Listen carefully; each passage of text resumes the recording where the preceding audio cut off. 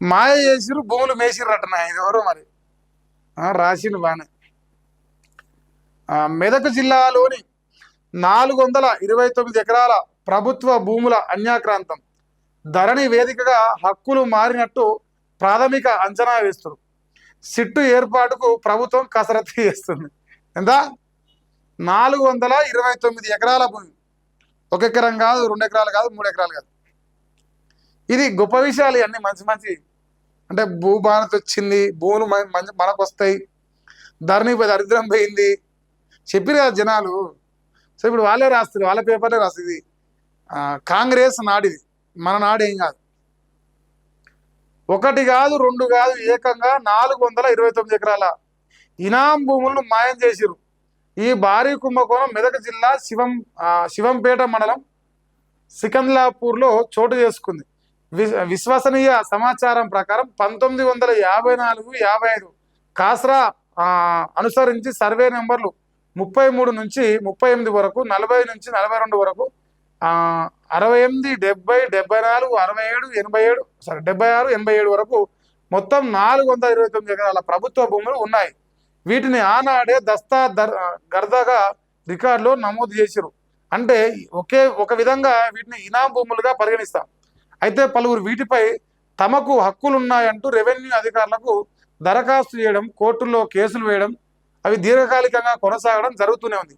ఇదే అవకాశంగా మెదక్ జిల్లాలో పనిచేసిన కలెక్టర్లు, అదనపు కలెక్టర్లు, ఆర్డీఓలు, తహసీల్దార్లు కొందరు ఈ భూములను పలువురికి పంపిణీ చేసినట్టు ప్రభుత్వం గుర్తించింది.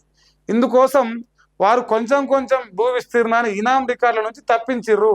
అయితే 2021లో వక్ఫ్ బోర్డు గెజిట్ జారీ చేసింది. హైకోర్టులోనూ కేసులు కొనసాగుతున్నాయి. అయినప్పటికీ ఇక్కడ పనిచేసిన ఓ ఆర్డీఓ వివిధ సర్వే నెంబర్లోని దాదాపు 64 ఎకరాల ఆక్యుపేషన్ రైట్ సర్టిఫికేట్ జారీ చేసిండు.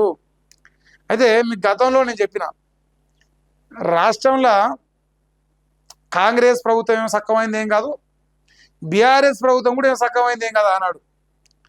ఎవడైతే కమిషన్లు ఇస్తాడో వానికి ఈ ప్రభుత్వ ఉద్యోగులుగా పనిచేస్తున్న ఎంఆర్ఓలు, ఆర్డీఓలు అక్రమంగా రిజిస్ట్రేషన్ చేసిర్రు, అక్రమంగా క్లియరెన్స్లు ఇచ్చిర్రు, ఇస్తూనే ఉన్నారు. ఇప్పటికి ఈ రోజు కూడా ధరణి ఉన్నా గంతే ఉన్నది, భూభారతి ఉన్నా గంతే ఉన్నది. ఎవ్వడేం సుఖం కాదు. దోసుకుంటోనికి అంటారుగా, వెనకటికి సామెత ఉందా, రేవంత్ అన్న నీ ప్రభుత్వంలో నీ ధరణి దరిద్రాన్ని పోగొచ్చినాంటివి, భూభారతి తెచ్చినాంటివి, నీ భూభారతి కూడా ఈ దరిద్రం ఉన్నాయి. నువ్వేం సుఖమైన నేను నమ్మ. అందరిదే లంక కథలు. 429 ఎకరాల భూమి అయ్యా. సో ఇప్పుడు మెదక్లో అనుకుందాం, సో మండల కేంద్రంలో అనుకుందాం. సపోజ్ హైదరాబాద్ పక్కనే మెదక్ ఉన్నది. యావరేజ్ ₹1 కోటి ఎకరం వేసుకుని 500 కోట్ల ప్రాపర్టీ. 500 కోట్లు అంటే కాంగ్రెస్లో 10 మంది ఎమ్మెల్యేలు గెలవచ్చు ఒక దెబ్బకు. తక్కువ రేటు, నేను చెప్పేది చాలా తక్కువ చెప్తున్నా. అది ఒరిజినల్గా ఎంత ఉందో ఇప్పుడు నాలా కన్వర్షన్ అదొకటి ఇదొకటి చేస్తారంటే కోట్లలో ఉంటుంది ఫ్లాట్లు అమ్మితే. ఇంత విలువైన భూమిని ఎట్లా దొబ్బేస్తుర్రు? ధరణినే చేసిందా? మీ భూభారతి ఏం చేస్తలేదా? అసలు మీ భూభారతిలో ఒక్క లంగా పని చేస్తలేరు. ఒక్క భూమి కూడా గుంజుకుంటలేరు. ఒక్క భూమి కూడా దుర్మార్గంగా మేము అన్యాయం చేయలేము మీరు. ఎందుకంటే మీరు పత్తి గింజలకు పరమార్థం అయిపోయారు మీరు ఇప్పుడు కాంగ్రెస్ వాళ్ళు. నమ్ముతారే జనం ఏమన్నా మిమ్మల్ని? ఇగో ఎంబీబీఎస్ సీట్లు అమ్ముకుంటారా?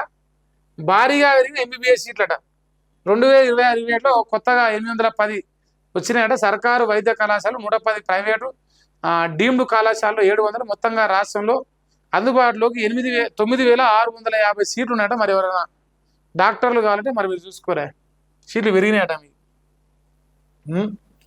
గత పాలకులు మరి ఈ పాలకులు ఏమో అంతంత పీకి కర్రలు కడుతురా? జారుడు బండపై సీఎం రేవంత్ ఉన్నట. కేసీఆర్ పై కక్షతోనే కాళేశ్వరాన్ని ఎండబెట్టినట. ఇక ఎల్నినోను ఎదుర్కోవడానికి ఏపీ బాగా ప్రయత్నిస్తుందట. తెలంగాణలో కాంగ్రెస్ కనుమరుగవడం ఖాయమట. భాజపాకు అధికారం కలట. బీఆర్ఎస్ పేరు వాడుకోవడాన్ని ఖచ్చితంగా వ్యతిరేకిస్తామంటారు. మరి టీఆర్ఎస్ పేరు విలేకరులతో ఇష్టాగోష్ఠిలో కేటీఆర్. చూడరా ఏం చేయాలి మరి ఇప్పుడు? జారుడు బండ పైన అంటారు రేవంత్ అన్న. ఇట్లా జరుగుతుండా? జరుగుతుండా? ఆ, ఎల్నినోను మరి ఎదుర్కోవడానికంటే ఏపీ బాగా ప్రయత్నించింది. అందుకే తెలంగాణలో నీళ్ళు తీసుకుపోయి ఆంధ్రాలో దోసుకుంటారు. మరి అందువల్ల కాంగ్రెస్ తెలంగాణలో కనుమరుగైందంట. ఇక బీజేపీ అనేది అధికారం రావడం కల అంటురా మీరు. బీజేపీ వాళ్ళు మేము అధికారంలోకి వస్తాము, మేము అధికారంలోకి వస్తాం అంటారుగా. ఇక బీఆర్ఎస్ వాళ్ళు మీరు సున్నా, ఈ జన్మకు రాలేదంటారు. మా చింతపండు నవీన్ పటేల్ బీజేపీ వాళ్ళు ఇంగిలి మెతుకులమే బతికిన చింతపండు నవీన్ పటేల్ కూడా బీజేపీ అధికారం రాదంటాడు. ఆయన వస్తాడంట నెక్స్ట్. ఇక టీఆర్ఎస్ అంటే మా కల్వకుంట్ల కవితక్క.